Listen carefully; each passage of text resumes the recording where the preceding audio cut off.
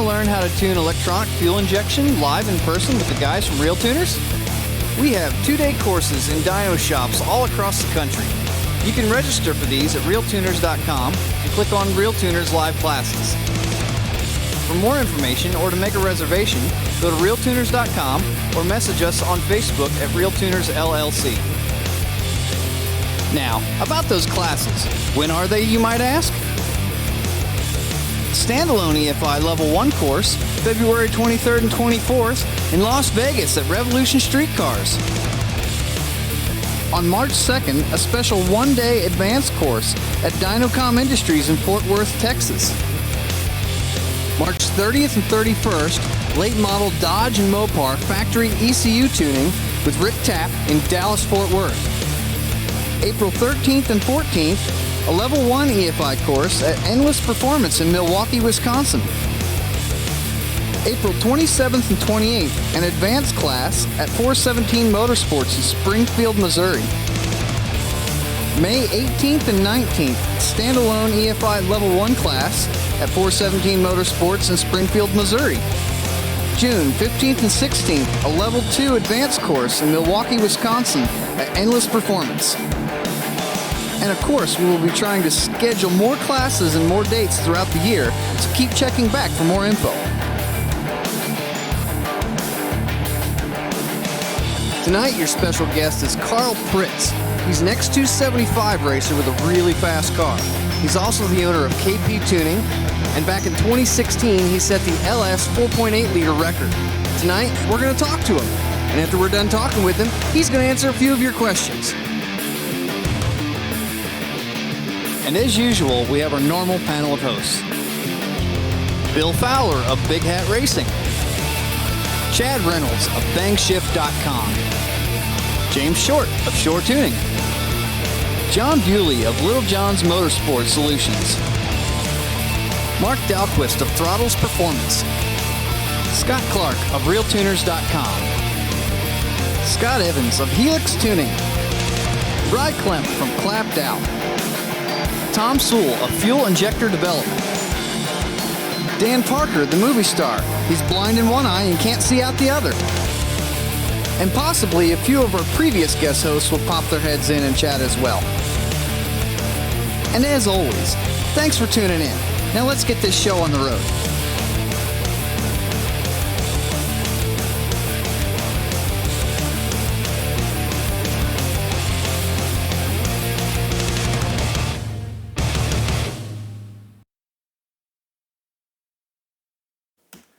Hey everybody, welcome back to RealTuners Radio. Thanks for joining us again. Hopefully everybody has survived the interesting winter weather out there. You heard it, we're going to have Karl Pritz on tonight, talking to him about his X275 car.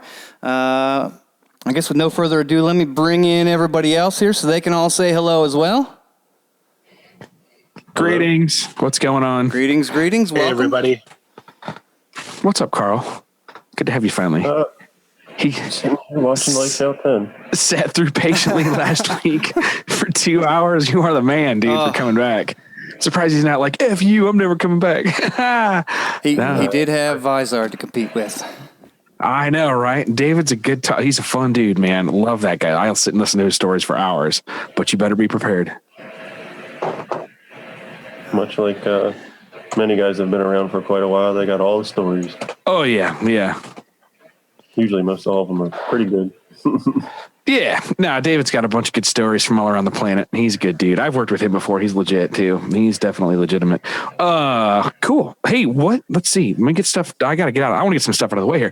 So I don't know if you people noticed, but if you check out the RealTuners website, it's not the most high-dollar graphical awesomeness as far as how websites look, but it's really functional. And we added a racing calendar for 2019, and this has kind of turned out to be a hit. If you've got some local track events you want to put up, something like that, hit us up and we'll put it up. I've got Alexis Golden helping administer it. And if you've got a bunch of events or you're an event promoter, I'll give you administrative access to it as well. So let me know. I want to get your events, your no prep, I've got all the NHRA stuff, all the NMCA stuff up there already, a bunch of no preps that we can find, all the ducks races, but I want to put as many regional or local events up there as we can so people kind of have a place to look at. One of the things we just added this last week, my buddies here in central Iowa, it's a couple of land racing buddies of mine are putting on a streetcar shootout. But anyway, it's at Eddyville Raceway Park on June 15th. Interesting. It's their streetcar shootout. Check it out. Let's see. Do they have a Facebook page on here? I don't see. They said send questions to Kyle at eddyvilleraceway.com or manager at eddyvilleraceway.com or Gerald Kramer, area code 641-780. What is that? 3534. So Gerald Kramer again, 641-780-3534. But anyway, June 15th, they're doing a streetcar shootout at Eddyville. And I'm just looking at the rules here. It's a DOT shootout class, DOT tire, $100 entry, winner $1,500 guaranteed minimum. All will pay back to top four. All DOT entry fee money will be paid out. Blah, blah, blah. Looks kind of cool. Just working headlights, taillights, proof of insurance. That's cool. They're into the streetcar stuff. But anyway, Eddyville's a cool little track. So go check that out. My buddies are putting that on. Brad Warda. Anyway, so let's see. What else is going on here? Oh, the guys last weekend that we ended up getting some shirts to. We just got the heat transfers in for the shirts on Tuesday. But Justin Lee Sherman, who's a vet, I got his address. It's way overseas, and it's a weird address. It's coming your way. Tom Vigu, one of our own, asked some really good questions, and we thought, man, we actually need to give him a shirt. And then a guy named Castle Gilster. Is that a German name? Kastle Gilster. Anyway, he's cool. He was at Lincoln Tech, one of the students that was listening to our class. I love that we have classrooms and shop classes listening to the podcast. That is super cool.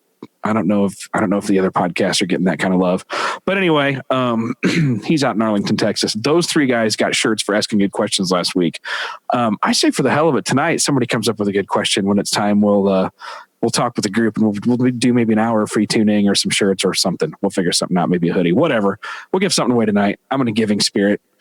That being said, that's about all I have to BS about to get started. Who wants to intro Karl? Bewley, you know Karl's project. You followed him probably the longest, and you were the one suggested we bring him on. He's like, oh, Jesus, I better unmute it. Stop stabbing at my keyboard, making people angry. Oh, man. Where do you start? Known Karl. Me and Karl go back probably, 4 or 5 years at this point? Probably somewhere along that lines, I would say. Yeah, I mean, Karl's kind of OG with me. Been around since LJMS got legitimate. I took it from being a sidekick to being my primary business. But the dude's a hell of a tuner. He's got KP Tuning up in Eastern Pennsylvania. So if any of you guys have a boosted LS and want to get an in-person dyno tune, Karl is available. Karl's really clearly the man on that. Yeah. Really good tuner. If you've got a boosted LS, he's got you covered. One of what I consider my trusted tuning partners across the country. If anybody, buys products from me and you live in that area, Karl is definitely, one of the ones that I would recommend you go to get your tuning done. That little white, well, it used to be white. It's black now, but the little white notch has been around for a bit. We went back to black this year. Yeah, she's a hell of a car. She runs a really good number. Karl's a hell of a chassis tuner along with to be in that class, man. That's awesome. He's a hell of a runner. The car holds. You guys know all about the unofficial records. The car, I think, still holds the stock bottom end 4.8 ET record in the 8 1/4 mile. I hate to take my own record there, but I think Capizzi had wound up putting a 4.8 in his car at some point and beat me over the head with that. Did he outrun you? I thought you had one. I thought you still had it. No, I think he might have. I think he might have taken it away from me at some point to take it. I will have to check. I'm sure some of the. Easy, report up. He's probably listening. Yeah. He's probably wrenching us. Him or one of his friends will. Him or one of his friends will be like, "No, it ran They'll this." Correct you. But you had it for a long time. You had it over 2 years anyway. But yeah, she was. He's kind of OG in the. Carl's one of the OG stock bottom end club guys. Yep. He was throwing boost at these junkyard motors. For a long time, and then he got him a good motor and went X275 racing. He had a really, really good showing at the World Cup this year too. Or this last right, the last World Cup finals. That's where I got started following Karl. So went to the semis this year, right?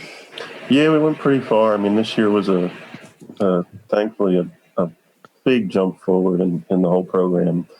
Up to that point, it's basically a 2-man crew, just me and my buddy crew chief Eric, which also goes back to somebody I believe John knows. It's Eric with the twin turbo T-Bird. Russell? Yeah. Touch your butt, Russell. Yes, that's him. He's been with me with the car pretty much since day one. I wouldn't be able to go racing quite as much as I do if it weren't for him. Thankfully and unfortunately at the same time. He's always there lining me up, helping me out, giving me a hand when I need it, thankfully. But I like Eric. I like Eric about halfway. I'd like Eric a lot more if that was an 87 or an 88 T-Bird. Well, what's the difference on that? Well, the front end's different. The 87 and the 88 has got a front end that kind of looks like a Mustang. It's got the way the headlights are shaped. Oh, it's got like the one-piece headlights on them? Well, it's a 3-piece with the marker light on the inside. Yeah, I know. Marker light on the outside, like a Fox. Yeah, I feel like it's more of a rounded front end, I guess you would say. Yeah, they call it the Arrow Bird. Yeah. So, like the header panel and the leading edge of the hood and stuff looks a lot more like a Fox body than the 85 and the 86 4-eyed stuff. The Thunderbird basically followed the Fox body on front end style. Like you had the Fox body in 85, 86 was 4-eyed. The Thunderbird was 4-eyed. And then in 87, they changed the front end on both cars, and they looked pretty similar. Yeah. Yeah, I'm an Arrowbird fan. I'm not a 4-eyed bird fan. So I give Russell a hell every time I talk to him about the fact that, he's got a 4-eyed bird and not an Arrowbird. So he's lucky, though. He's pretty much the only one around that's got one. Everybody else has got a Mustang, so I guess he doesn't have to be, technically one of the Me Too people as well. Oh, no. It's still a Fox body, but it's just a Fox body in a tuxedo that looks a lot better. Yeah, everybody's got their different flavors, that's for sure. So, Karl, a dozen of those cars. Yeah. We've already got people asking questions about the car. Mm-hmm. And the first one is what chassis setup? What chassis setup do you have? What is it? Homemade? Is it a store-bought combination? What have you got going on? Yeah, I guess what you're willing to disclose. No, I'll give you the whole rundown. I've been doing this and just loving to share my information because in this type of stuff, it's extremely hard to get any information, to say the least. And I've been learning it along the way. The chassis I actually picked up around 2015. A guy in New York had done all the chassis work on it. He's a small-time guy. His name's Bill Gober. In any case, I had got it from him at the time, and the car is actually a ladder bar car. It doesn't retain the stock suspension. So that has been quite the learning curve for me due to everybody else has got basically a factory 4-link and trying to figure out the ladder bar and make everything work. It's been an interesting feat, to say the least, but it's 25.5 chassis, ladder bar suspension in the rear, and Sandtuff shocks all the way around. I had my friends over at JM Fabrications install a anti-roll bar on it probably about 2 years ago. Once the car really started making good power and I put the Pro Mod turbo and the built motor and everything, it really started to twist a good bit, and thankfully the anti-roll helped, even though tons of people will tell you that you don't need an anti-roll with ladder bars and blah, blah, blah, blah, blah. All I know is it fixed my issue. The car was twisting like a pretzel before to the point where it actually cracked the windshield because the windshield was so close to the front down bars. It actually started hitting the windshield there. So we got that all straightened out and replaced that with some optic armor. We got optic armor, front and rear glass, if you want to call it glass, whatever it's made out of. Outside of that, it's nothing crazy. I mean, just your typical tubular K-member, tubular front control arms. I'm not really sure what else to say about that one. It doesn't have any crazy lightweight brakes, just normal aftermarket brakes. I don't got any of the ceramic bearings. I haven't quite been able Let to. me ask you this: how much money did your shock absorbers cost? A lot of money. That cost almost as much as the cylinder heads. They were like $3,700 or $3,800 for. Yep. And how important are they to your program and how well the car runs? Well, I was doing all right with what I had on it before. Prior, I had just QA1 single adjustables in the front, and then I had QA1 double adjustables in the back. And I think the best I ever got that car to go was like a 120 60-foot with them. Once we got the sand tuffs on there, we dropped it down pretty much instantly. It went into the 115 range.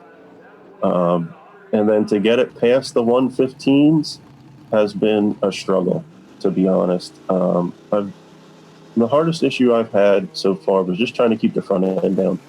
The car's already pretty nose heavy, but what I found basically at World Cup, which is what made the biggest difference, was just power management and way to bring it in. We went from pretty consistently going 115, 114 to the end of the weekend going 111s back to back to back. So after we figured that out, that made a big difference as well. Can you tell some of our audience will immediately understand the difference of 400ths in a 60-foot time, but can you translate that a little bit to what that means in terms of eighth mile ET? Because I don't think people understand quite how big an impact that is. The 60-foot, basically the 60-foot and 330 is what took my car from going, say, 460s, 470s down to going low 450s. And there's still more to be had just in that in general. And if you're talking 0.2 in the eighth, it's a lot in the quarter mile. I'd have to go back and look at slips to tell you exactly where it went. My phone's not in front of me, unfortunately. I'd have to go back and look at that to give you the exact details of how much it actually dropped just doing that. One other question, and this is a really general question, guys. Excuse me for asking this, but for, again, everybody that's on this listening tonight that isn't an expert in X275 and the various rules, can you give us just a high-level view of what a current X275 car at your level is? What does it weigh? What's the overall combination kind of look like? Those kind of ideas, just, because you've already mentioned it's a ladder bar car, it's on a stock suspension deal. What are the other elements that make your car what it is and why it's so competitive? As far as it starting to actually be pretty competitive with everybody else, a lot of hard work. That's the best I can tell you. I mean, I've had essentially the same combination for 2 years now. It's just been slowly refining it and working at it that's got it to where it's at. But as far as the structure of the car, I mean, the outside, it looks, like everybody else's Mustang. It's nothing crazy. As far as meeting the class rules, you have to be a certain weight. Last year when we were racing at World Cup Finals, we were racing, according to their scales, we were rolling across the scales at 32.15. So it's not a light car.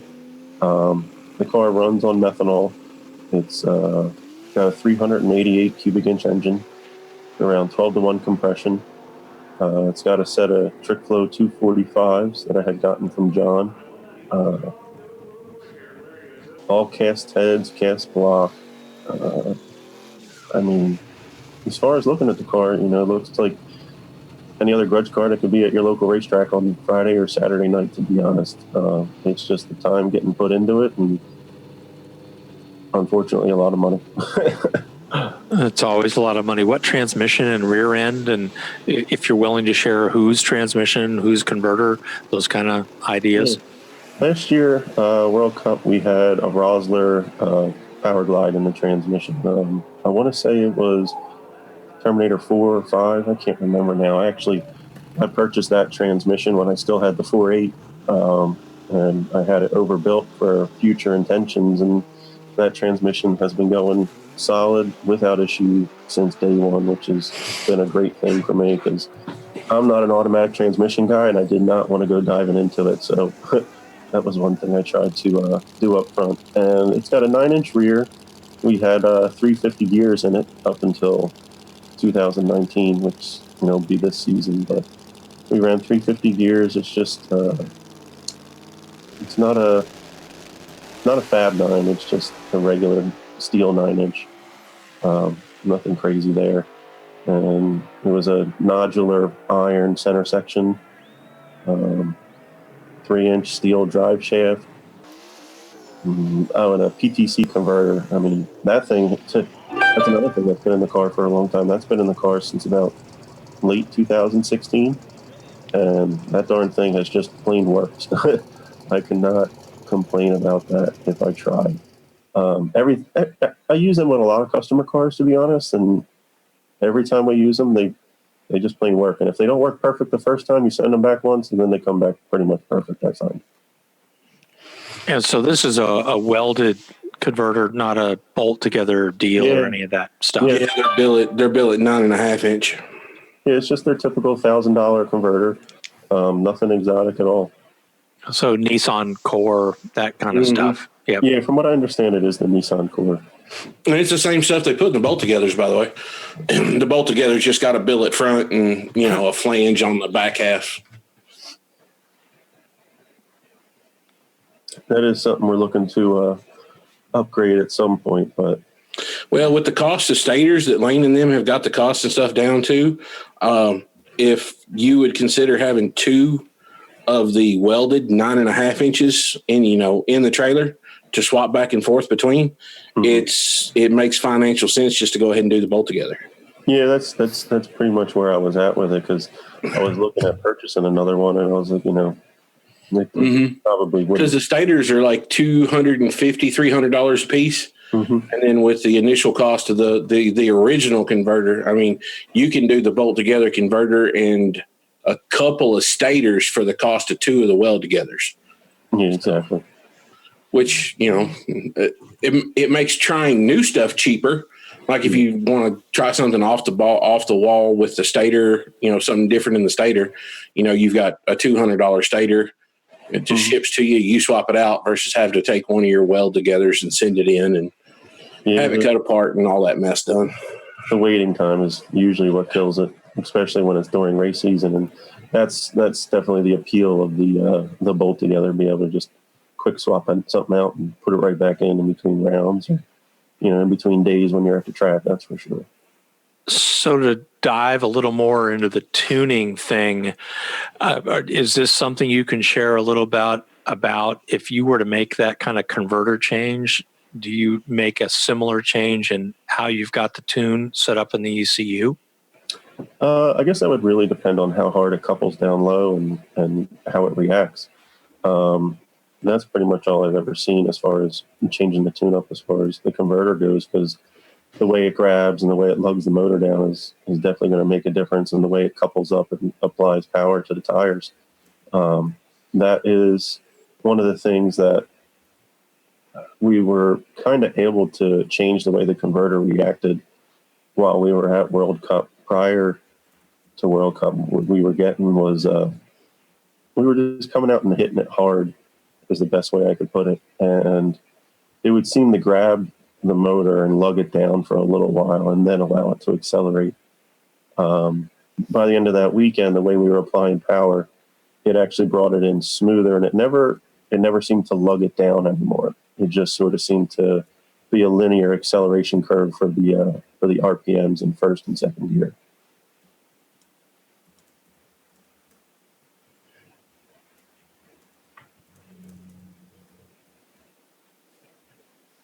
I can't help but notice that you mentioned that you used to run a 350, and then we didn't fill in the blanks. If that's not something you want to disclose, that's fine. But I'm sort of curious where the gear ratio went, given the tire. I'm assuming the tire has remained the same, 2018 to 2019. Yeah, it's always been on the 275 radial. What we wound up doing was we switched out the Power Glide with a 180 first and a 350 rear gear to a Turbo Glide with a 148 first and a 411 rear. If it's going to help, I don't know. We're going to find out. That's the best I can say right now.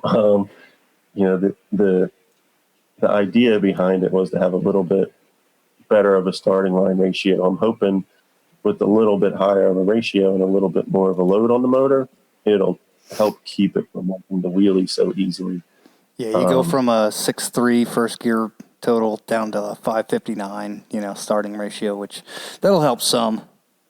Yeah, we're pretty much looking for whatever we can do, because the last race we were at, we were almost 59% on the nose, and the car still liked the wheelie. But after we started tweaking on it and messing with how the car left and power management, that was able to keep the front end down and keep us through the area where the thing would either accelerate or just do a sky wheelie and have to let out, unfortunately. I think I was starting to talk about that weekend. What made the biggest difference for us was up till that weekend, like I was saying, it's just usually me and Eric when we go out to a race. And I'm small budget as far as some of these guys go. So when I'm going out with an open trailer, my truck, and me and him. So, we're going to local Cecil races and making a hit. And at the end of the track, I'm having to pull one spark plug and drive back afterwards and, try to interpret the tune from that. And it's been really tough, to say the least. And at World Cup, I had a team of us with us. I had Eric, I had two other of my friends as well with me. And we had one guy, always videoing the chassis, and then one guy lining us up, and then one guy taking a video from the other side of the chassis to really start to see what was going on. And by the end of the weekend, we started to realize that the car was picking the front end up pretty much as soon as I was letting go of the trans brake. And that was pretty much one of the biggest things as far as keeping the front end down. We found we had to pull a bunch of power out there and then add power in faster later. Prior to that, I was pulling power out too late. And by that point, it didn't care. It would just continue to pull the front end up. Versus pulling power out, are you guys beginning to work on moving weight around in the car, both vertically and front to rear, in terms of trying to get that balance to get the car to work optimally? That's what I was trying to do a little bit there. I added a bunch more weight to the front end, and it literally didn't care. Now, as far as where I can place it, unfortunately, I didn't have any types of weights to be able to move them in different places. All I had was gym weights, and I have two studs on the front of the front part of the frame where I can bolt the weight on.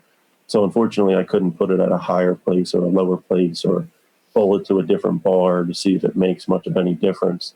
That is something we're going to be trying this year. I moved the weight bar places. We also made it so I can move more weight into the trunk. I previously didn't have any room, but we made a bunch of changes back there so we could move weight around back there. We can also move weight around up front. So that is something we will be trying and see how that goes. The most sophisticated weight management program I have seen is the stuff that Eric Yost is doing. They follow a NASCAR, and again, I'm not an expert. I've just state observations I've made, but seeing what they've done with the 4x3 tubes and the NASCAR lead weights that they can locate in different places in the car based on getting it to scale, dealing with weight front to rear, right to left, height as well. It's been astounding to me. I didn't realize people had brought that level of sophistication to these classes, but it's fun to watch, and might be worth the conversation, or looking at, everybody will groan when I used the term beer money, but God knows beer money had more sophisticated weight management than anything I'd seen for 5 times the dollars. So for the chassis. So, hey, call me an idiot. But anyway, it's just fun to hear from people that are doing your level of performance at your level of budget and investment. And I'm thrilled to hear there's still a guy with an open trailer running X275. I'm not sure how many are left. Yeah, it doesn't seem like there's many people out there doing it. This year we actually we picked up an enclosed trailer, so this year we won't look like total newbies walking up. Every other race, it kind of sucks when you pull up with an open trailer because they wind up putting you in the weeds and you have to drive even farther to the lanes, which makes it a little tough. But I guess that's just the way it goes until you got more clout or more room that you take up, shall we say. So hopefully this year we can be a little bit more on the ball and have a little bit better of a program. But every year brings a little bit more money and a little bit more investment. So we're getting there. That's for sure. I've heard interesting rumors that you might have to race against an inline 6 turbo in X275. Yeah, I've actually had to race against him the past 2 years at World Cup. Funny story about that. Last year, well, I don't know how you want to look at that, but in 2017 World Cup, I actually raced them guys, Pro Speed and Zach. I can't remember his last name at the moment, but we went against him in the first round, and I believe I actually cut the best light of the weekend that weekend. I went 001 against him. It was the only chance I knew I had against that car because that car was flying that weekend, and that year I wasn't even close to competitive compared to what he was. But unfortunately, we spun the tire by about 0.8 and got to watch his taillights zoom on down the track. But I'm all about it. I mean, I come from the import world. I really only started domestics probably about halfway into my career of doing this, shall we say. So I love the idea of it, honestly. Something to mix it up, it's definitely cool and gives you something to chase, that's for sure. So is World Cup a race that's held out at Lights Out, or is it 2 separate racetracks? No, dude, you don't know about the World Cup finals? No, I live in the tundra. Go back to dirt tracks, man. World Cup finals is one of the most interesting races as far as I'm concerned, because it is a full quarter-mile race. It's not just 1/8 mile like most of the radio racing normally is. So you get to run it out the back, and you get to see these guys really hammer on it for a lot longer of a period of time than they normally get. So are you going to run out the Lights Out race too, or just the World Cup? We're actually, we were speaking of some of the races that Scott had put up here. Next week we were planning to go down to Darlington for a race at, the race was Bear Fest, I believe it was called. It's one of Big Jake's productions, but right now, looking at the weather, it's looking like it's gonna rain all next week into the following week. So we might be short of that one, but we are loaded up and ready to go for the Sweet 16 race in March. So we should be there, barring any weird issues or anything that comes up. We're going to be going to that. Because I think Duck was complaining about possibly having Delgado's the white race there. I mean, if he fits the rules, I mean, they made the rules. So who gives 2 shits about what Duck thinks? Well, this is where the controversy was. We do. Yeah, I do. This is why it was kind of fun. He's going to start making fun of us. I mean, I don't have. Oh, he's really one to worry about making fun of you. We love the Ducks, except when he starts insulting people. My ideal RealTuners would be to have Duck on and Monty at the same time. I know we need to get those guys on here. Donald told me at one point he could get on here, but it takes a lot of time to get on his schedule. I need to resurrect that and get him back on here. That would definitely be one not to miss. That's for sure. That's one way of putting it. He's quite the character, to say the least. But Hey, can I ask a technical question of you, Mr. John Bewley? What? We had a listener that asked if we could talk about tech inspection at some of these big races like X275 and some of the hubbub that was going around today on the internet. That I caused? Sure. Let's talk about it. I'm trying to find the exact question. Let's see here. Oh, and we want to talk about when Dan Parker gets on, we want to talk about his deal too. But can we talk about John Bewley's post earlier and talk about vendors on the competitive edge and what others do to try to keep up, such as buying their competitors' products to reverse engineer?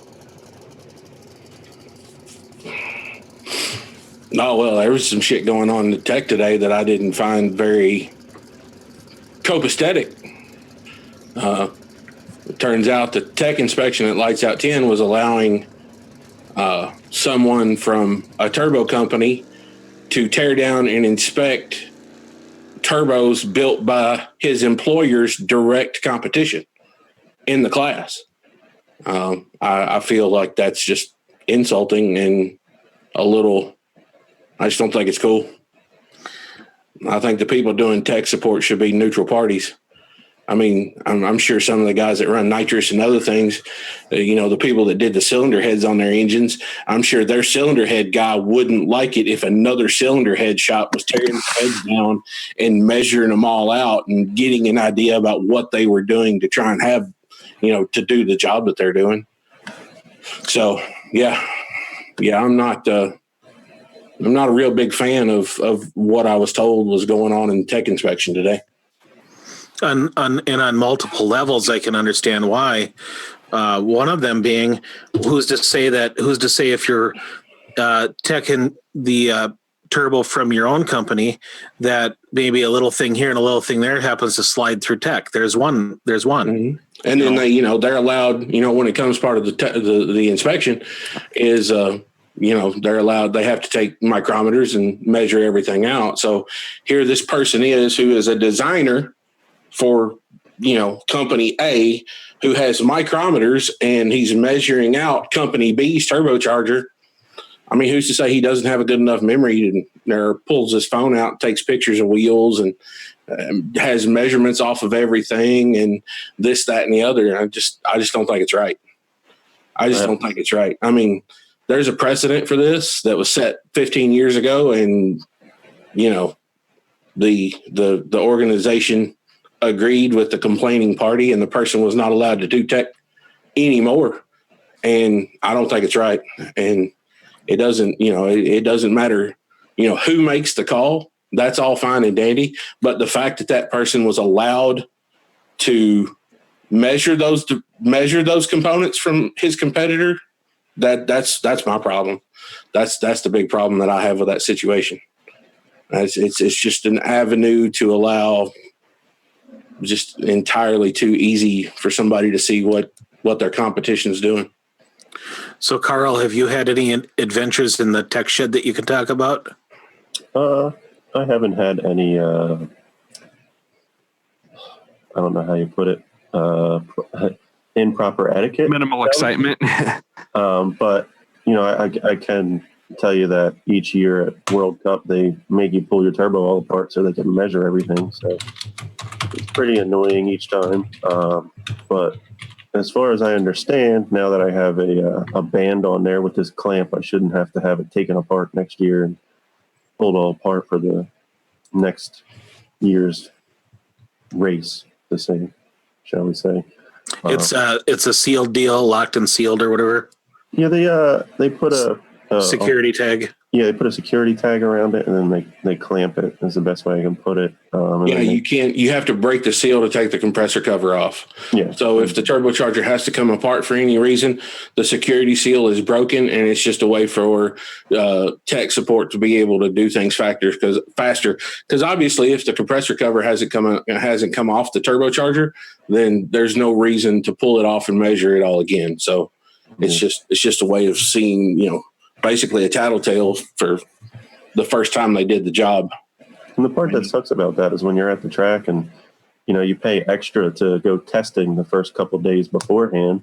You have to take a couple hours out of your day and out of your test time to go do this tech. So that takes up a lot of time for me because I have a full bolt-on front end. I don't have a slide on and off deal. I've still got steel fenders and fiberglass front bumper that's all bolted on. So yeah, definitely an aggravation.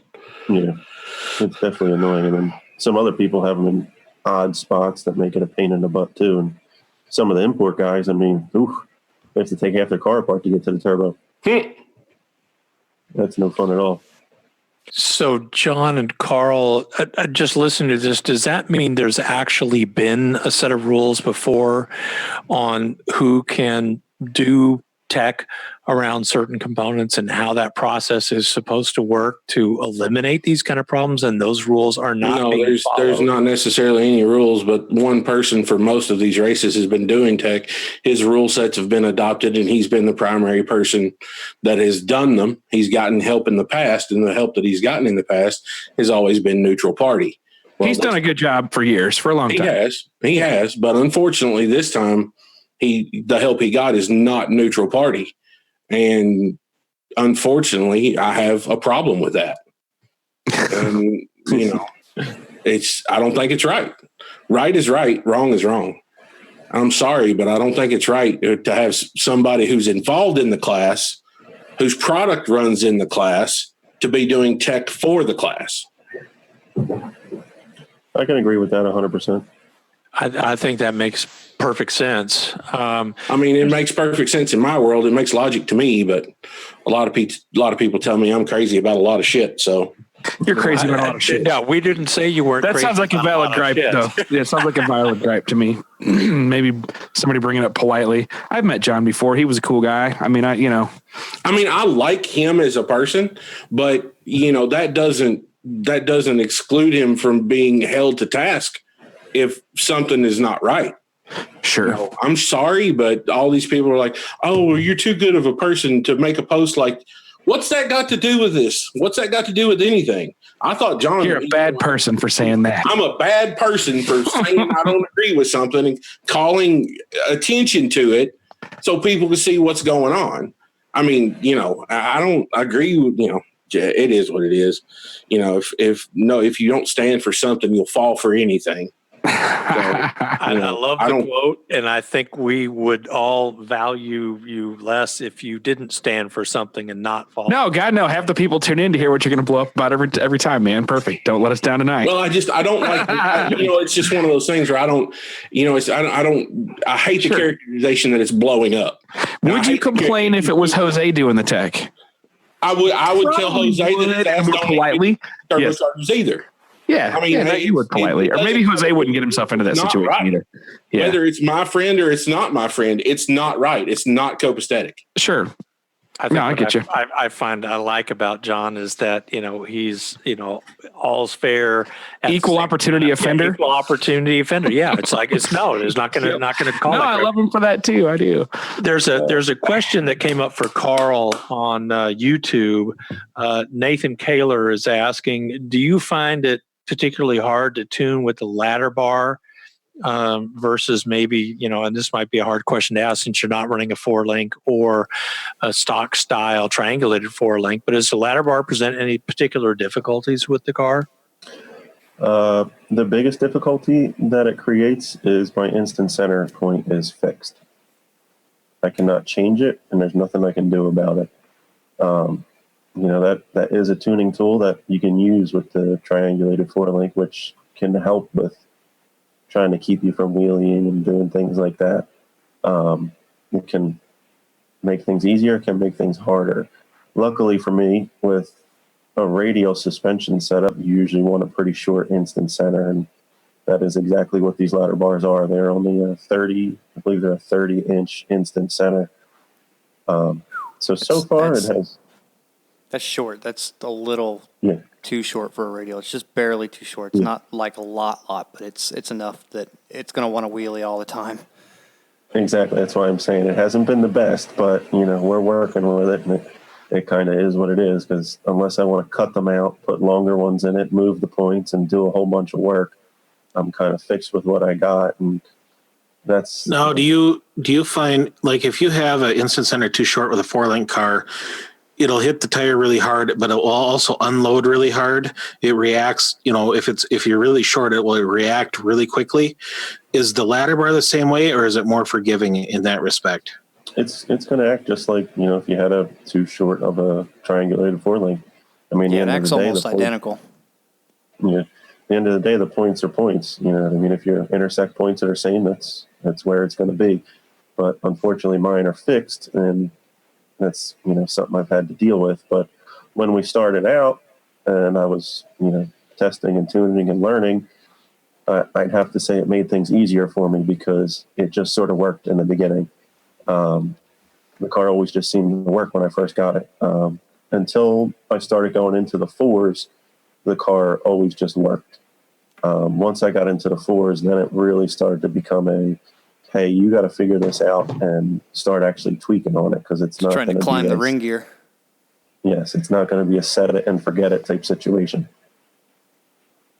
Yeah, some of the pictures, and I don't know how old some of the pictures are, but definitely entertaining to say the least. And as you point out, you would have to create an alternate set of front mounting points for the ladder bar to make changes to any of that, which probably goes back to why going to the Santufs was such a good move, because given your fixed IC, well, then you got to be able to manage other things, and that would seem to be where that would come from. Have you played with? I mean, people ask these questions all the time, and I'm not the smart guy here. I'm just asking questions.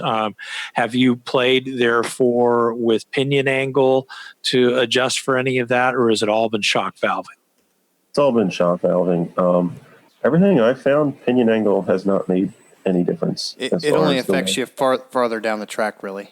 Yeah, It really will only affect a leaf spring car, even. Yep.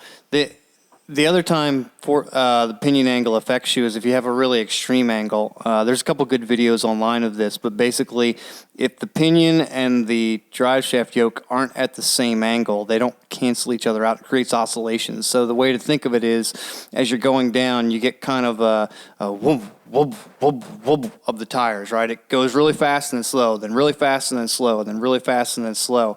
And that oscillation can upset the chassis further down the track. So if your pinion in the rear that's as the U-joints bind. Yeah, and there's lots of videos on that, but that's usually where the pinion angle affects you, is because at high speeds that becomes very, very violent and will unsettle the chassis. Exactly.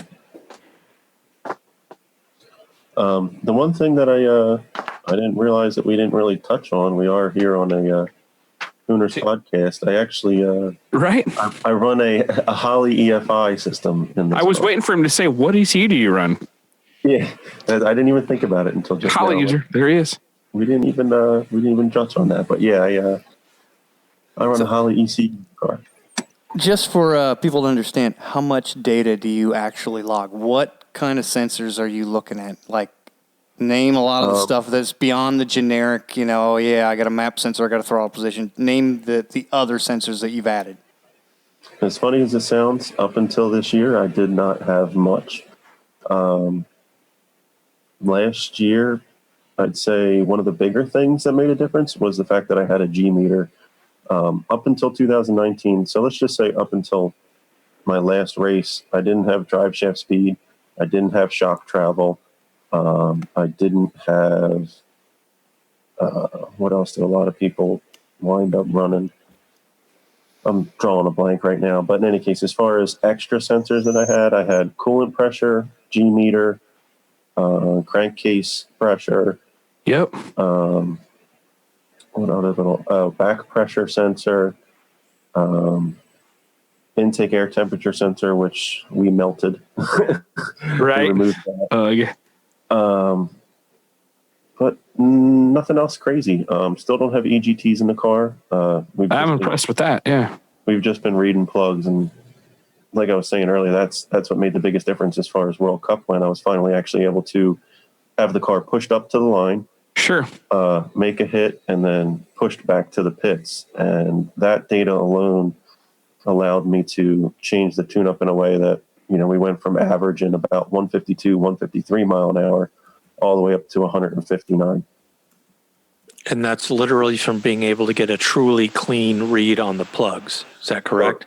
Correct. Prior to that, I was just, I had to drive it up. I'd make a 1/8 mile hit, only be able to pull 1 or 2 plugs because I had to get back and get weighed and do everything when you're at a race. So I get to the end of the track, pull 1 plug, and you're going off 1 plug, and it's like, ugh. It looks like the timing's good. It doesn't look like it's got too much heat in it. So you're thinking everything's safe. You're not hurting nothing. Coolant pressure wasn't moving. So you say, all right, everything's fine. Well, after you actually get a full read on them and you're doing a full 1/4 mile hit, you're actually getting a real good idea of what the spark plugs are showing you. And that really helped the tune up as far as making more power and finding where it's going to like it or not. So does that mean you're using the plugs to make changes possibly to injector phasing or cylinder to cylinder timing? Cylinder to cylinder timing, we isn't changed too terribly much, but we did find a fueling change. I think it has to do with the way my charge pipe is running. I don't know if there's any pictures of my engine bay on there, but There are.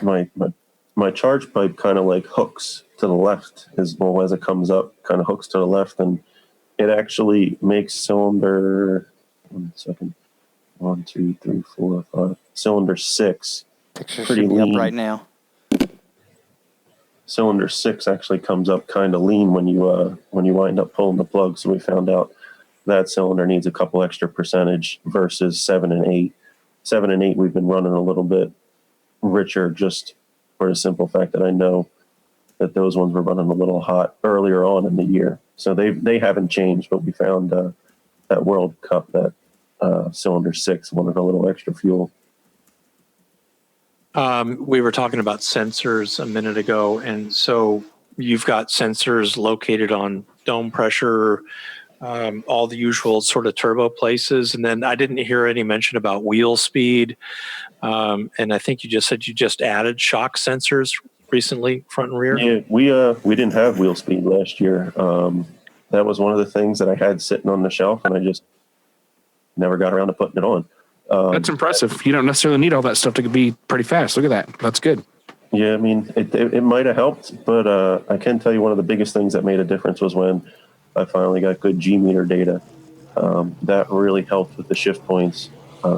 Prior to that, we were shifting entirely too high.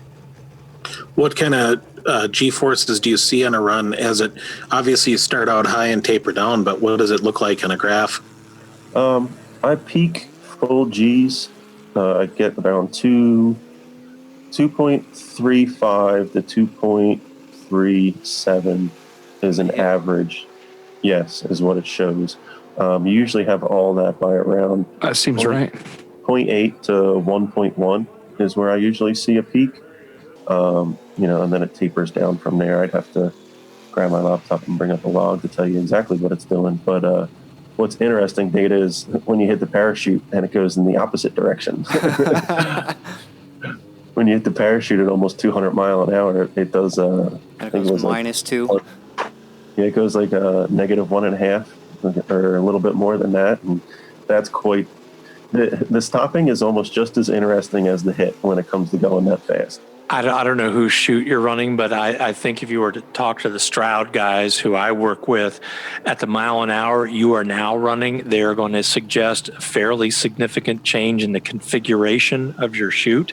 Because this is what people don't always catch, is that as you get to these terminal speeds, especially accelerative speed, you've got a very different dynamic in how the chute deploys, how long the lines need to be, what the chute configuration needs to be. So you might be able to relieve some of that interestingness, if I can coin a word, by looking at chute configuration. Just one more of those things. I'm watching a run that's a 731 140 in the 8th pass a moment ago, and you could also see that the car was I'm going to use this term guardedly, but twerking a bit, as in not a completely level leave. That obviously you're dealing with all those things too from watching your video, but that all plays a role. But you're going fast enough now that chute configuration, there needs to be a change in chute configuration. I'll just talk on behalf of the Stroud guys. You might be running a different brand, but whoever it is, think about that. Where at are you seeing the video or the pictures at? So you can see it on YouTube or on Facebook. We stream a little bit of video live, and I grabbed that video you linked to me earlier and put some of it up. You at the World Championship thing. All right, I'll have to try to bring up the YouTube real quick. Yeah, just don't forget to turn down the volume on your computer first. Yeah, I think I have it all muted at the moment. Let me just make sure here. I do have a Stroud parachute on it at the moment, actually. You're at speeds where they're probably going to start recommending a launcher to get it out there because of the speed you're going, and they're going to want you to have longer lines so it deploys a little differently, so that the shock of how it deploys is more gradual rather than the shorter one, which tends to be a little more abrupt. Yeah, I think right now they're actually starting. I think I have to actually get close to start putting 2 chutes on it as well. From what I remember when I was looking at they give you like a nice little chart as far as your speed and weight and all that stuff on there. And I think once you get closer to 200 mile an hour, I'm supposed to have 2 of the chutes on there. Yeah, this is one of those things where the best thing is to give them a call, and Bob will walk you through it, exactly what it needs to be, because at where you're going, as fast as you're going with this car, your 8th chute and your quarter-mile chute are, I hate to say this out loud, but they're going to be 2 different things. Oh, yeah, no, I totally believe that 100%. The quarter-mile stuff is only something I do once a year, and, we'll have to see how the end of this year goes if we plan on going back and doing that.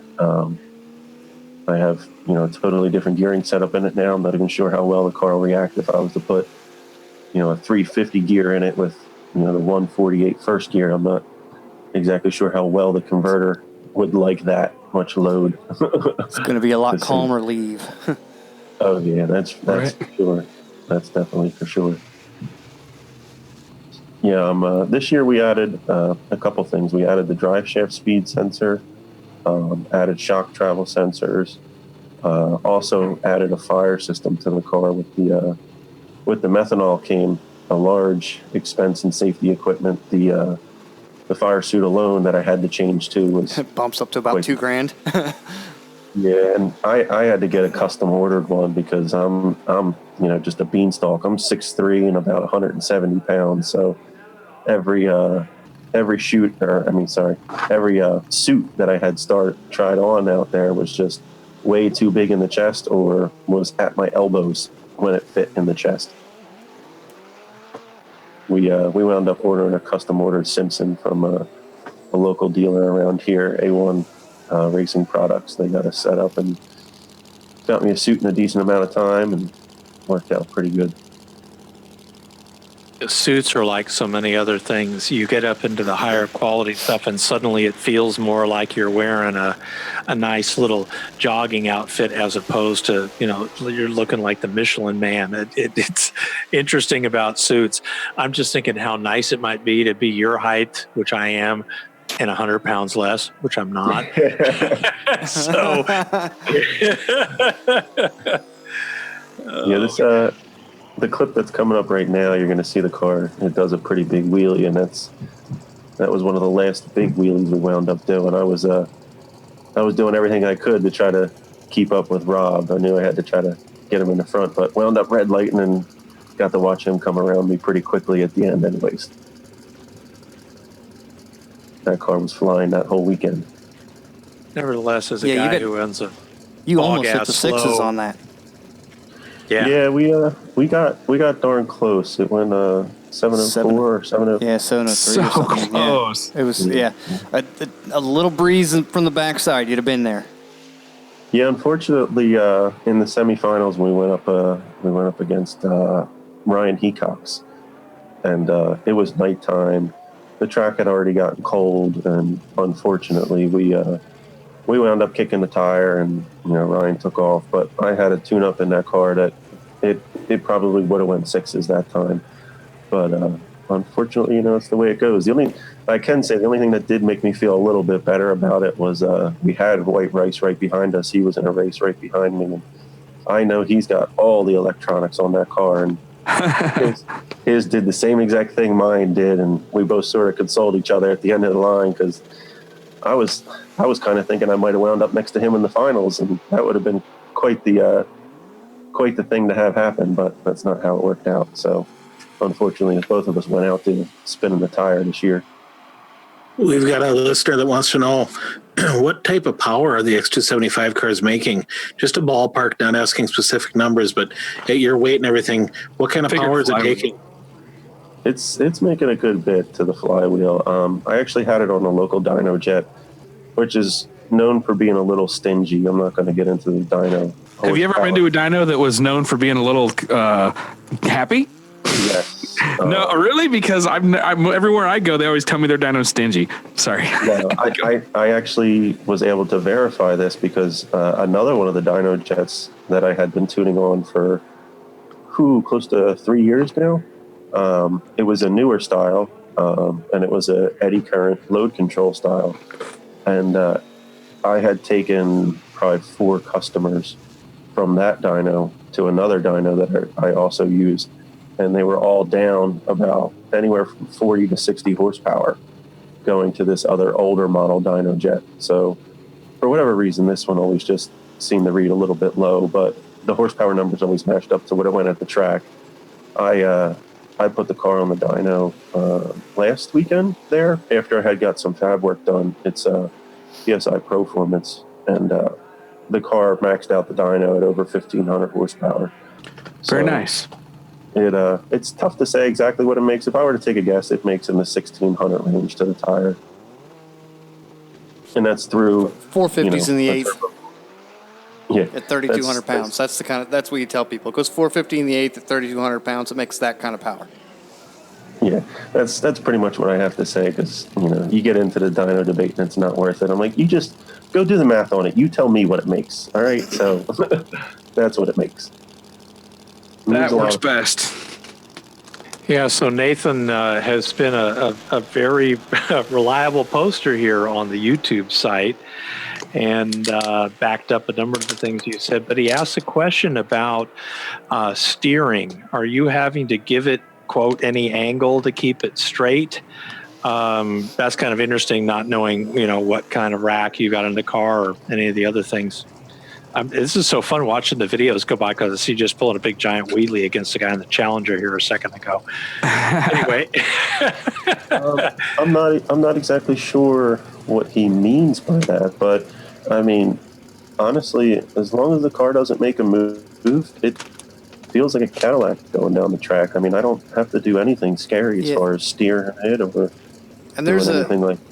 There's a difference between like rear steer and front steer as well, because rear steer, being guys with 4-link, sometimes have to put a little bit more on one side to keep it going straight because the car is twisting a little bit, and that's what makes the difference, versus front steer being steering wheel steer that we're all used to, or when it wheelies, you've got toe that you have to deal with. So when it goes up and the wheels suddenly go in and it comes back down, when it sets down, sometimes that sudden thing can cause it to steer one way or the other, depending on how they land. Nathan's follow-up question is, are you steering to keep it straight? Which to me says, is it dog tracking a little bit? Which goes exactly back to your point, Scott, about how is the chassis set up to keep it square. And I think your answer, Karl, about driving like a Cadillac probably is the answer to that question. Kind of the key to that is if the toe of your car up front is from full extension off the ground to squatting all the way, if you're within an 1/8 of an inch of the wheels turning and they turn in only, you got it right. As long as they turn in, you won't have it trying to track everywhere. It's when the wheels turn out slightly, whether they're squatted or whether they're pulling up. If they point out, that's when it's going to try to dart all over the place and steer, because it's constantly pulling the car everywhere. So if you can keep the toe where your bump steer makes it so that they always toe in, whether it's squatting or lifting, then it will always go straight and smooth like a Cadillac. Just as easy as can be. It'll drive like you don't even have to hold the wheel. I was just about to mention, from what I understand, the whole bump steer kit was to do that, to keep you from losing control of it as it goes up and down throughout its suspension points. Yep, and the bump steer, like on Mustangs, usually bump steer has to be down quite a ways on most cars unless you've done some work to change the location of the rack to begin with. And it tends to be a fairly large spacer in there to get it down there. Some cars, the spacer's like, oh, I got a 1/4 inch or a 1/2 inch spacer and it's good. And like my personal car, mine being I've got a Team Z rack up front, or Team Z K-member up front and a manual rack, and my spacer's like 2 inches, 2.5 inches long to get it down where it needs to be to get the bump steer aligned. So mine's kind of extreme in length for what a lot of people have to do, but sometimes it takes that much to get it there. You're at the point where you need an aftermarket spindle to correct that, because otherwise it's just almost impossible to get it right, or you end up having to do that bogus thing where you drill out the factory taper seat and put a bolt in it, and I can tell you that stuff is crap. We dealt with this at Bear all the time. And I'm literally just, on my car, I'm just an SN95 spindle to get the 5-lug, more or less, is the only reason. You know, I converted from a factory 4-cylinder car originally that had the 4-bolt wheels on them to a 5-bolt wheel, you know, to make it happen. So, and my conversion was to use Willwood brakes with it, and they say, hey, use the SN95 spindle, and it works. So, yeah, which is standard practice. We did the same thing. But there's a point when you start trying to get the car low where you actually have to relocate the rack even to get it to work. And then that wants to put the rack in the middle of the pan. And, you know, because you can't have the engine too high, especially on a big block car like yours or mine. So, you know, there just becomes a point where you need to relocate the steering arm on the spindle, whether that's welding an aftermarket deal or heating it up and moving it. I don't recommend that, by the way, boys and girls. But people have done that crap, so I'm just saying. Can't be stuck if it's a liquid. That's done all the time on the dirt cars. Yep. I know, but I still can't recommend it. Yeah, I mean, my front suspension doesn't move maybe 1/4 inch throughout a pass, and you can, with some of our slow motion videos, you'll see it. I mean, even if you put the car, you know, up on a lift, by the time you get the car up on the lift, the shocks still haven't fully come all the way down with the way the valving is set up and then things. Because you're having to lock down the front end because of the wheelie issues, which brings us back to the 30-inch ladder bar and some of the other stuff. But you know, there's just such a series of things going on here. It's always dumb to try and say, well, it's just this thing or that one thing or that other thing. But as we always say, it's the combination of parts as a whole that make it go fast. It's not one particular piece. Well, that's what I really like about this car is that you took what you had and you keep refining it rather than trying to reinvent the wheel. And you're like, all right, these are the limitations and we're going to work around it. And I really appreciate and respect that. I really like that aspect of this car. Yeah, I would love to be able to go out and just get a super nice chassis and get everything right, or if you want to call it quote unquote right. But with the budget I got, we're just going to continue to work with what we got and make it work. And, you know, so far we've found a way to get where we're at. So we're going to keep on plugging away. The thing I like that you're saying is with the budget I have, which basically means that you're not out there with $300,000, $400,000 thrown into a race car in 1 year to make it to meet some special class rules. You've been refining this for years and years and years. It's not been like, oh yeah, I invested $100,000 this year to make it work. It's been, oh, I took $1,000 from this paycheck, and I took, 2 paychecks later, I got this $600 part, and 3 paychecks later, I got this other $600 part. Like, it's been pieces and pieces. So this is something that a lot of guys can relate to, because they're guys that work hard for their money, and some guys make a lot of money, some guys don't make so much, but even the guys who don't make so much can still get to this level if they take their time and they work at it, a little piece here, a little piece there, just slowly upgrade. Just takes time. Yeah, the best thing I can recommend is just, if you're going to do something, just don't cheap out. And I hate to sound ignorant or arrogant in that way. I've learned it the hard way along the ways. You're better off just saving your money, taking your time, And if you want that part that is outside of your price range right now, wait the month, wait 2 months, wait 3 months, wait what it takes to get the best part that you can how should I put, stomach spending the money on.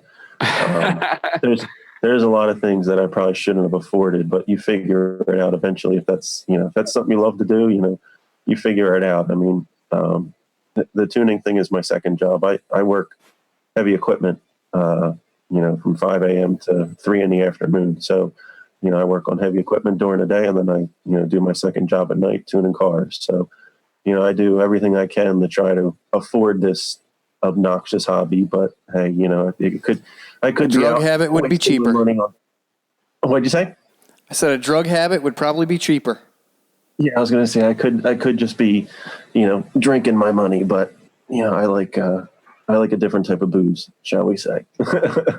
We like the alcohol. Runs on a different alcohol. This is awesome. Kenny Howard, 9 of us. Kenny Howard is whining that there's no questions love from the Facebook folks, but I've been pretty good about answering all the questions. So unless they're talking about that stupid argument you guys were having about what constitutes a stock bottom end, I don't know which question we missed, Kenny. Go ahead and post it, please. I mean, I can run down what it was when it was a stock bottom end, if that was some sort of a question. But oh no, they had something going on, like does putting a half fill in a block make it not a stock bottom end? And they're talking about changing the rotating assembly. Well, what if I put LS7 rod? What if I put LS7 rods in it? Those are stock GM rods. Would it still be a stock bottom end? Blah blah blah blah blah blah blah. It's all going to depend on what rule set you're talking about, but. If you go by the rules that I've had to race with, if it did come from the factory that way, it's not stock. Yeah, that's always a very touchy subject when it comes up to that. As far as I'm concerned, I don't think you should really touch the bottom end if you're going to call it a stock bottom end. I mean, if you're going to gap the rings, that's still stock rings, but replacing bearings, that's a wear item. But outside of that, it should have the crank, pistons, and rods that came in it, if that's what you want to get technical about. And rod bolts? I don't think they should be changed, personally. I don't care if you do as well. It's not the rod bolts that fail. Exactly. That's what I was leading up to. I mean, it isn't really the shortcoming of the engine, but it all depends on, what kind of rule set you want to go by. We've proven time and time again that it's not the rod bolts in an LS engine that's got an issue. It's the rod itself. It's the rod itself, right where it starts to neck down. When I had my 4.8, it was out of a 2007 1500 truck. It had I was told it had 160 or 170,000 miles on it, and all I did was put an oil pump in it, camshaft, valve springs, and things like, just the typical top end stuff, just to, keep the valve train in order. And we went racing. I never gapped the rings. I didn't touch anything with that. And when we were done, I retired it because I was honestly scared of going any further with it. No sense in scattering something and putting a hole in a block and putting a bunch of oil out the side and all over everything, which might cause you to lose control, and then something worse can happen. That's pretty much exactly where I was at with it. I mean, I had a diaper on it, and my sphincter was puckered the whole way down the track, to be honest. I mean, that car had a 76 Jose turbo on it, and it was on about 30 to 31 pounds of boost. And it was, doing everything it could, and I was just crossing my fingers every time. And when I had put that car together, I never went out for a stock bottom end record. I had put the car together in hopes to eventually go 850 index racing with it. And literally the first pass it went down the track, the car went like 854 at 163 or something.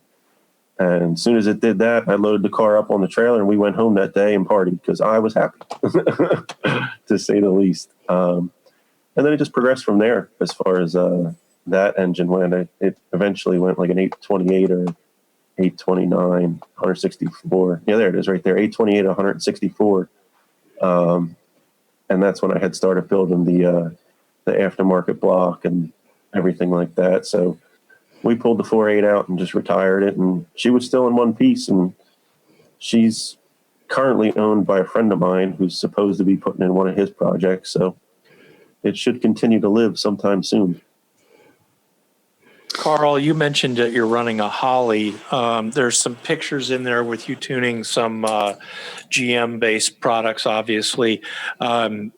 Just we're going to play to the fact that we want to advertise your business for a little bit. What platforms are you typically tuning on? What kind of customers are you looking for in your tuning business? Today, I'd say about 80% of my business right now is mostly GM, whether it comes to factory PCMs or Holly or Fuel Tech or Hall Tech, Megasquirt, just about any user and interface that's actually decent. I have no problem with taking on. I still do a lot of imports, a lot of Mitsubishi, a lot of Honda. With them, some of them are still stock ECUs, a lot of them are aftermarket standalones, AEM, Hall Tech once again. Those guys are just starting to come over to the more pricey Fuel Tech and things like that. Most of them are street cars, so they don't need all the crazy features of some of the more drag-oriented ECU platforms that are out there. But yeah, mostly I've been doing a lot of GM for the past few years, and that's what I enjoy doing right now. I enjoy doing drag racing. I'd like to eventually transition into maybe just strictly doing drag racing cars, because that's honestly what really gets me up and going every day, shall we say. One day it would be. He's a good fit. Yeah, no doubt about that. You fit in with this crowd just fine. One day it would be an honor to, hang out with people like Jamie Miller and some of the other people you've had on here. And have you hung out with Jamie before? I mean, he's a good friend of mine. He's a good dude. He's a really laid back dude. This is we're talking about not even on Facebook kind of guy. Yeah, no, I've never. He's like the Amish of great tuners. I've never hung out with him. He's friends with another guy I was friends with. Or another guy I'm friends with. He's just a good dude, but to me, he's so should be paying attention to this guy, because he'll build you the car as well as tune it. Yeah, that's what I find really cool about him. He seems to know things front to back, and that's well, and he gets results too. Just follow him a little bit. Oh, I do follow him. That's what I'm saying. One day it's a crazy level of results that people don't realize the cars he's out there tuning. Oh yeah, I mean, when you're getting flown, to Qatar to tune cars, you're not going there for no apparent reason. Nope. That's for sure. Good shit. We're going long tonight. Karl, we weren't Karl out yet. He's still at it. This has been early on, completely awesome. Early on tonight, the first question of the night, Daniel Wilson had asked what your thoughts were on Renegade 120 fuel, and we were doing introductions and everything, and I've now lost the question. It's way up on the list, but has anyone used Renegade 120? Any thoughts on it? I have not. I don't even know I've if used it's it, and it wasn't as like C16 is super resistant to detonation, and you can push it really, really hard and not hurt anything. And the 120 isn't quite there. It's not quite the same. It does okay, but your tuning window isn't as large as C16.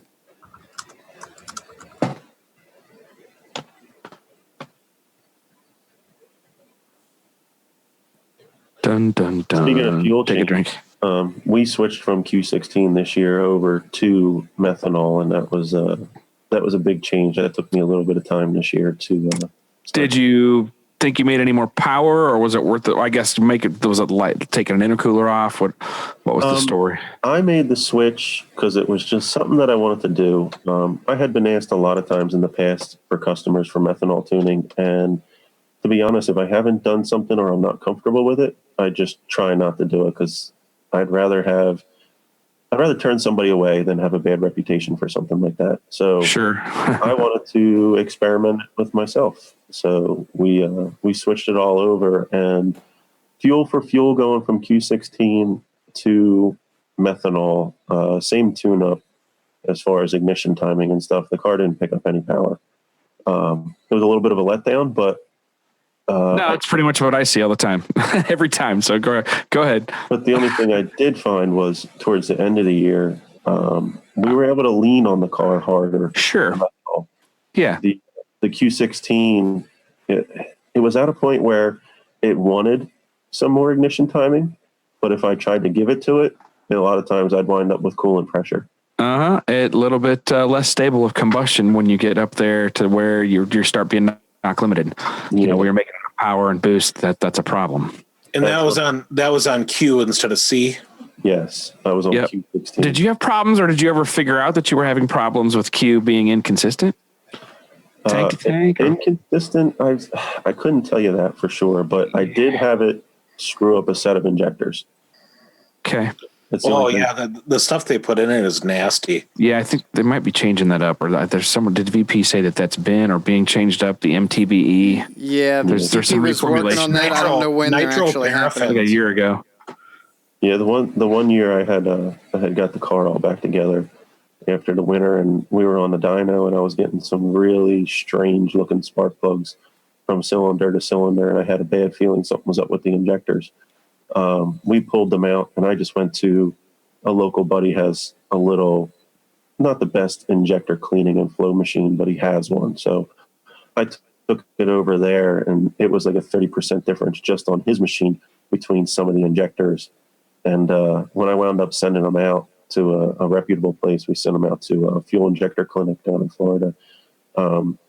They sent them back, or at least, they sent me a flow sheet, and they were 160-pound injectors from Holley, and some of them were only flowing 110 pounds. Yep. Were they the low impedance 160s, the big fat ones? Yes, they were. Yep. Those older designs, sometimes they're harder to get and be right. Yeah, once they cleaned them, they came back all good, but it just confirmed the fact that they got all gummy or screwy over the year. Yeah. And this does remind me that I want to give a shout out to our very own Tom Sewell, who is recuperating from an appendectomy. Yeah. So I think he's all right. Yeah, but he's our resident fuel injector expert. Yep, he's good at the fuel injectors. Yeah, a local friend of mine uses him. He's got a set of his 225s modified to like 275. Yep. Like that, I think he was saying. And they're 210s modified up to the 275s. Yeah, I guess we didn't even get into that part of it. I run a single 500-pound atomizer injector, and I know the stories, and I know some of the people hate them. Some people love them. I don't hate them. I just say that they're race parts that you got to maintain them like a race part. You know what I mean? Oh yeah, that's definitely what I've been doing. That's all. Yeah. One thing that I did find, it seemed like after doing my research, it seems like a lot of the guys that have some of the issues with them that I found, they weren't running the recommended filter for them. They got to use the right filter. Yeah, the System 1 filter is what I wound up having to purchase, and it's a pricey little filter, but if that keeps me from losing an injector on the regular, I'm more than all right with spending a little bit of money. But this winter when we shut it all down, we had to pull all the injectors out and put a little 9-volt to them, sprayed some WD-40 through them, and that's my ghetto trick for right. Yeah, that's everybody's ghetto trick for cleaning injectors and getting them going again. Yeah, pop them with a 9-volt, while have somebody tap them with a 9-volt, while someone else tap them a little bit and work them, spraying them with some cleaner, and yeah, we were trying to get ahead of the ball so we didn't have any issues for this coming up year. So it's fired right off this year, and it seems like everything's there. So hopefully we'll be good and continue to be issue free as best we can for. Cool. Anybody else? No, I don't really have anything right now. Probably getting a little tired there. Time to get to bed. I'm always tired, so if you guys are ready, I'm ready whenever. Cool. Okay, coming up on an hour and a half. That was a good one. Yeah, that was a good one, man. We appreciate it. That was really good. I like those type of Q&A, and thanks for sharing, man. That's super cool. That was more than you needed to do. That was cool. Yeah. I'm sure people hang out and chat with us afterwards here, Karl. Yeah, stick around for a few minutes. Go ahead and take us out of here, Mr. Evans, if you're ready. All right. Hey, Las Vegas class. I should be talking about that. Las Vegas class coming up in a week. What are we added? We got a couple people who are signed up. So if I get to 20, I think I got 5 seats left. 5 or 6 seats left, something like that. But anyway, just if anybody wants to show up out there, the tickets are cheap. Get into Vegas. We just booked our travel. No, this facility weather's is usually right nice. Yeah. The facility is right next to Vegas Motorsports Park, is it? Yeah, Vegas Motor Speedway. Yeah, it's right next to the track. And also Friday night, there's a test and tune. If anybody wants to go meet and heads up, go just do a test and tune there at the O'Reilly thing, let me know. I will go hang out with you. Anyway, that is all I have. So that's coming up here the 23rd, 24th in Las Vegas. So 22nd, 23rd. Sorry, 23rd and 24th. 24th. That's right. Yeah. Yep. Sorry, I'm not looking at the schedule. Anyway, so that will be a cool class. Start there. That's the essentials. We're going to do some more classes there. We're going to do the GM, hopefully, and the Mopar classes there for sure as well. Coming up here in the next couple months, just for us. So, yeah, faux show. That's all I got. Anybody else? Did Dan Parker ever make it on tonight? No, he didn't. I do not see him. He didn't. All right, we're going to talk to him. If not, I screwed up, guys. I didn't text him. I Facebooked him, messaged the invite. And if I remember right, he can't do it that way. Well, his agent sent me a contract to review, and it was at 6 figures, so I needed to spend a little more time. He got demands. Dan Parker needs a green room, and he needs like just a bowl of yellow M&Ms, only yellow. Well, the problem is you sent it out and he never saw it. Right. Hilarious. But no, I did text it to him at like 8:45, but I'm like, oh man, I'm sorry it's late, but I saw he shared it. So sorry, Dan, but let's get Dan on here next week to talk about his adventure last week. Dude was on the Steve Harvey show. Our people are big time players, man. I'll tell you what. So anyway, go ahead and take us out, Scotty. Thanks for the help, man. Coming at you from Las Vegas next time. Talk soon. Yep, sounds great.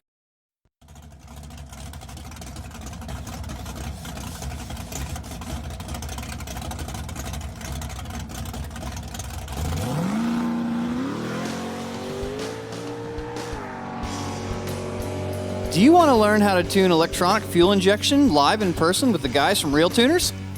We have 2-day courses in dyno shops all across the country. You can register for these at RealTuners.com and click on RealTuners Live Classes. For more information or to make a reservation, go to RealTuners.com or message us on Facebook at RealTuners LLC.